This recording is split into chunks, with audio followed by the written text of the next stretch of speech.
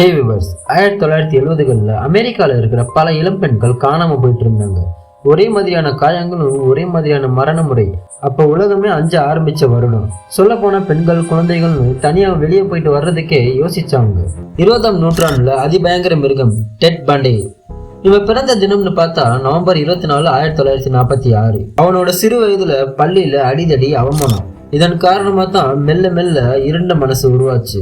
ஒரு வழியா நல்லா படிச்சு காலேஜ் லைஃபுக்கு வந்த டெட் பாண்டே அப்ப யாருக்குமே தெரியல உலகின் மிக கொடூர சீரியல் கில்லர் இவன் தான். 1974 இருந்து 1978 வரைக்கும் அமெரிக்கால பல இடங்கள்ல இளம் பெண்கள் காணாம போயிட்டு இருந்தாங்க. அப்பவே போலீஸுக்கு எந்த ஒரு குழுவும் கிடைக்காம ஹையர் ஆபீசர்ல பிரஷருக்கு மேல பிரஷர் கொடுக்க ஆரம்பிச்சாங்க. போலீஸ் தேடிட்டே இருக்கும்போது கூட அடுத்தடுத்த கொலை, கிட்னாப், வழிப்பறின்னு கம்ப்ளைண்ட் வரும்போது கடுப்பான போலீஸ் இவன் கிடைச்சா அப்பவே என்கவுண்டர் பண்ணிடணும்னு நினைச்சாங்க. அப்ப எவ்வளவு பிரஷர் இருக்கும்னு நினைச்சு பாருங்க.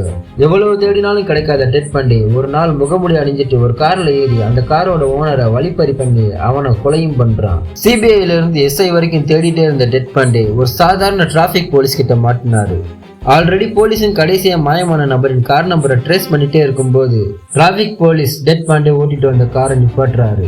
டிராபிக் போலீஸ் வண்டியோட புக்கு செக் பண்ணி பார்க்கும்போது எந்த ஆவணமும் கரெக்டா இல்லாத காரணத்தால வண்டியை சேஸ் பண்றாங்க. டெட் பாண்டேயும் அரெஸ்ட் பண்றாங்க. ஒரு வழியா மிஸ்ஸிங் ஆன நபரோட கார் நம்பரும் பாண்டேயோட கார் நம்பரும் ஒரே மாதிரியா இருக்கிற காரணத்தால போலீஸ் மெம்மேலும் அவரை விசாரிக்க ஆரம்பிச்சாங்க. இருக்கிற மொத்த கேஸையும் எடுத்து பார்க்கும்போது கொலைக்கான ஆதாரமும் இந்த கொலையெல்லாம் இவன் தான் பண்ணிருக்கான்னு போலீஸுக்கு 99% உறுதிப்படுத்தப்பட்டது.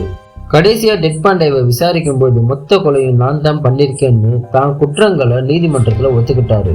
எவ்வளவு கொலைகளும் செஞ்சுட்டு இறக்கமே இல்லாம சாதாரண நிலையில இருந்ததால ஜட்ஜி அவனுக்கு மரண தண்டனை தீர்ப்பு சொல்றாரு.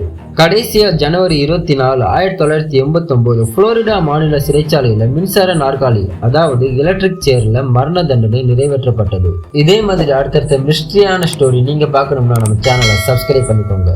பாய்.